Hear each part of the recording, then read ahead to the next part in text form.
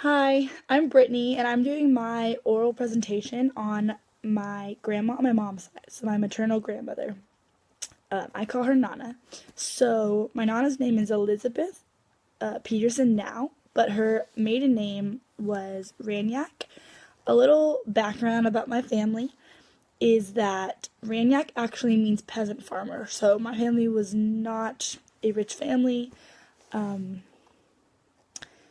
my great grandma and my great granddad, my Nana's parents, are from Romania and Poland slash Czechoslovakia. Around that area, around that time, they changed the border for Panama multiple times.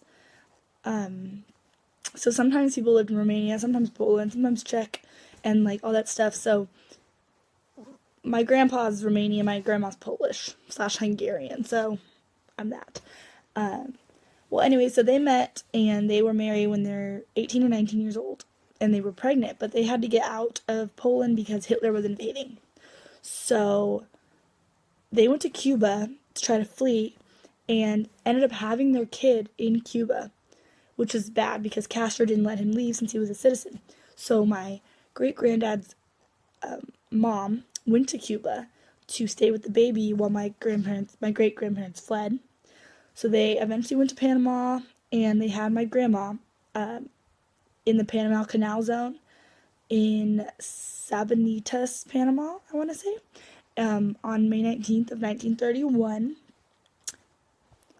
So my great grandma was one of eight, and my great grandpa was one of 12. So they also had a big family of their own.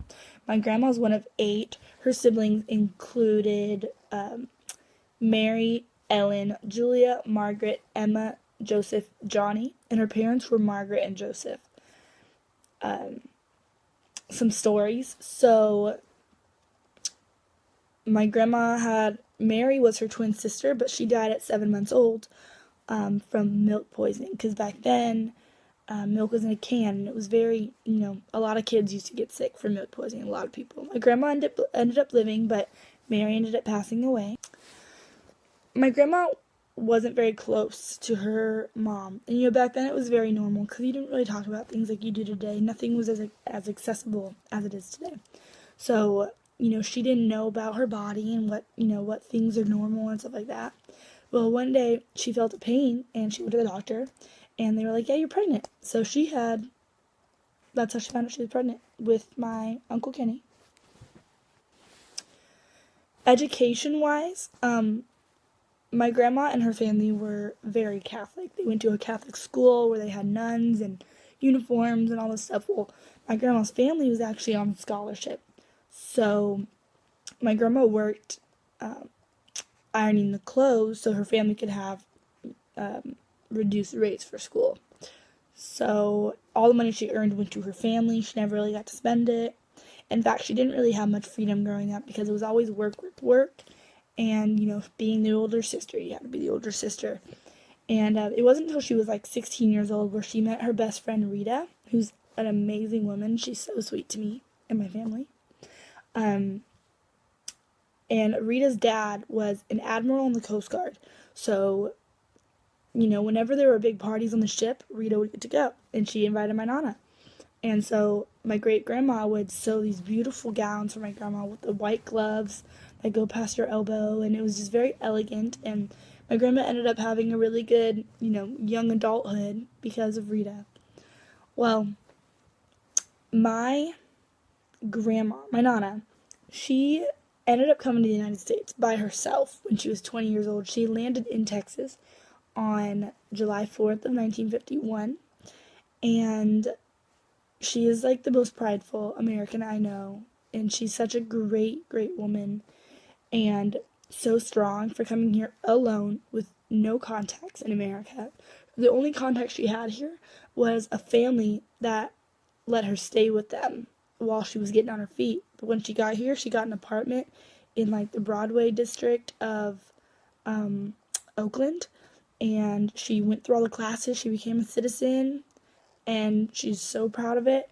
Well, above her in the apartment complex is my grandpa, or my papa, and his brother, and they started going out, and they used to go out to dances and stuff. My grandma loves dancing, and they got married in 1958. They met in 57, so just less than a year later, they got married. And all their kids have biblical names. My mom, is their child, and she has 4 brothers and 1 other sister, so there's a total of 6 of them. So their kids' names are Kenneth, Joseph, Richard, Michael, Teresa, and Monica. So all biblical names. Growing up, my mom was pretty close to her siblings. Their life was very routine. It was always, they went to church and stuff. They had dinner at the same time. My grandpa was a chef. He cooked all the time. My grandma could not really cook. And they were, very close. They did things very routine. But my grandma ended up getting a job at Crocker Bank in Oakland. And it went from her being at home all day, from her being out of the house by 6 a.m. and not home till 8. So it was very different. And they had to rely on each other for, support and all that stuff. And it was a big adjustment. But, my grandma was very family oriented. She loves her family. It matters so much to her. And unconditional love is like a really big theme in her life. Some relevant stories about her life. The Raniacs believe in the story called The Curse of the Americas. They made it up because it's like for my grandma. The Raniacs are very dramatic people. Like that whole side is very like, the end of the world is coming kind of thing. And anyways, my grandma went back to Panama to visit her family like 4 or 5 years later, right, after becoming a citizen here. And, they had a big party for her near the ocean, but the ocean where they were at had coral reefs. And one of those undertide things came and pulled out a bunch of people into the water, and 3 people died. 1 was found that day, 1 was found a month later, and 1 was never recovered.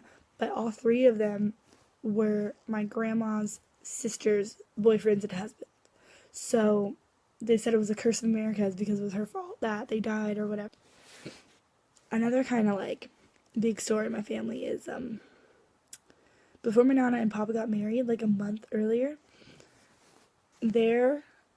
my Papa's brother and my Nana's sister eloped, right, got married, and it was like a really big deal, and the families were furious about it because it was supposed to be, Nana and Papa, not their whole thing, right?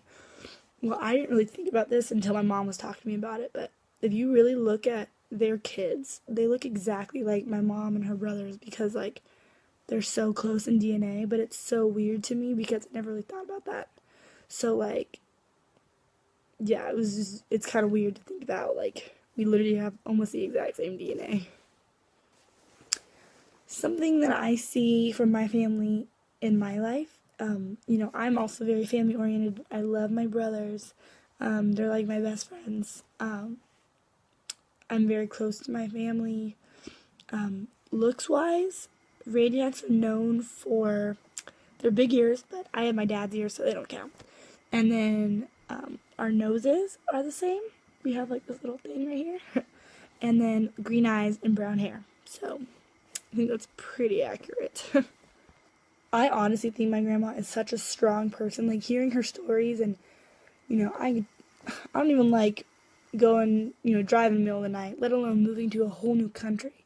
I went to Mexico for a week in Cancun, and I was lost. I do not speak that well of Spanish, and I do not know how she came here not knowing a hint of English, and she made her way through and made a great life for her family. Like, I think that her strength is going to carry on through our family forever because she's one of those personalities that, like, she brightens a room when you see her. And, like, she's just an amazing person. She had to learn English. She had to become a citizen. She, not only that, she was a woman. And being a woman back then was very different than being a woman now. And, being a woman by yourself who doesn't speak English, she's very subject to victimization in some way, and I think that just her taking all those risks, she was crazy brave. Like, thank God she did that because we got a good life, you know?